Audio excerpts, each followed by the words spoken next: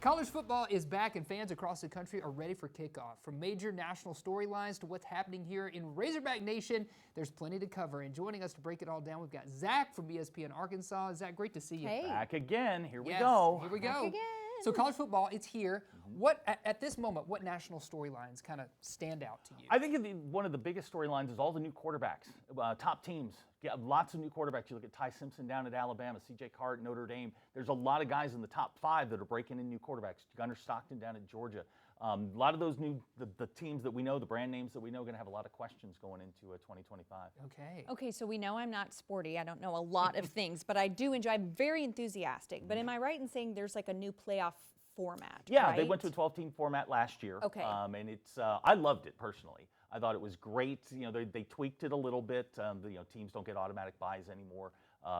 It's a wonderful format. It's a great time. It takes about a month to get through it, and we'll see what it looks like this year. But I think it was a step forward for college football. In your opinion, would you like to see it expand even further than 12 absolutely teams? not. I think we're asking the players to play too many games. Season is taking too long. So do you this think isn't basketball where you can play 3 games in a week. 1 game in a week is about all you can do. Okay, good point. Conference realignments. Yeah, we're probably going to see a little bit more of that. The Pac-12 and the Mountain West merged this year. They've got a partnership, and I think we're steady for maybe the next 2 or 3 years. But I'm sure as this thing morphs and shape shifts, we're going to see it go in different directions. Yeah, and I feel like we have to talk about the elephant in the room, NIL, right? I mean, yeah, that's a that is. big I think factor. we're getting a better grasp on it. July 1st of I guess it was 2021 when they turned it loose. It was just like, we'll figure it out. And I think schools and teams are starting to figure it out by sport, and I think we're getting a better grasp. It's still kind of the Wild West a little bit, but we're getting better at it, I think. Yeah. Well, let's talk about the Hogs, okay? So what is your outlook for Arkansas this year? I know that's like not a fun question. I realize that. I feel like I've been It's a answering this loaded question. I feel like I've been answering this for 30 years. It's wait and see. 60 new players on the roster. We know Taylon Green, but we don't know a lot else. There's a lot of questions on the offensive line. There's a lot of questions on the defensive line. 4 new guys in the secondary. I don't think they're going to be challenged until week 3 when they go to Mississippi, when they go down to Oxford. Past that, I think we're really having one of those, let's just let this play out for a little bit before we start making real rash decisions.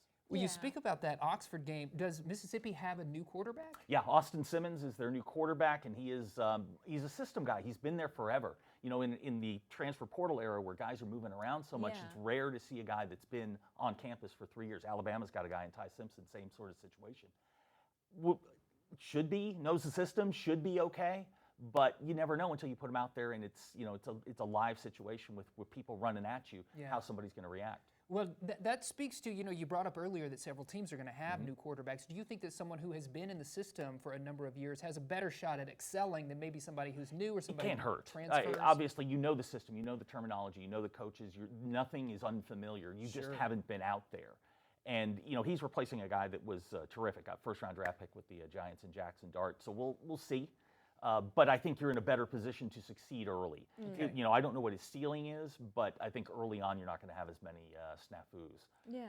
Let me ask this. Which early season matchup are you most looking forward to? Nationally, it takes place this weekend. It's Texas and Ohio State. I think that's going to be really, really interesting. 2 first-time starting quarterbacks, Arch Manning, Julian Sayin, in the Horseshoe, which is going to be a raucous environment. That's going to be really, really interesting. This weekend is littered with great college football games. Yeah. LSU Clemson's another one. I've been told and forewarned that I have to sit through them all. If you're saying goodbye to your family, now's the time to do it. It's going to be a fun weekend because there are going to be a lot of people anchored to their couch. Quick response: is Michigan going to beat Ohio State this year? Can I see how Bryce Underwood plays I first? guess. Freshman quarterback stepping into a pressure situation at a pressure university. Things around him are great, but I don't know if he can play or not. I'd like to see him. Last time he played, he was playing in a high school championship game in Louisiana, so I'd like to see him play. That sounds like we need to have you back on to talk football in a few that's weeks. me weaseling my way back. And I'll give you another onion for your chili next. A whole onion. A whole onion yes, is a whole onion. Yes. Thanks, Zach.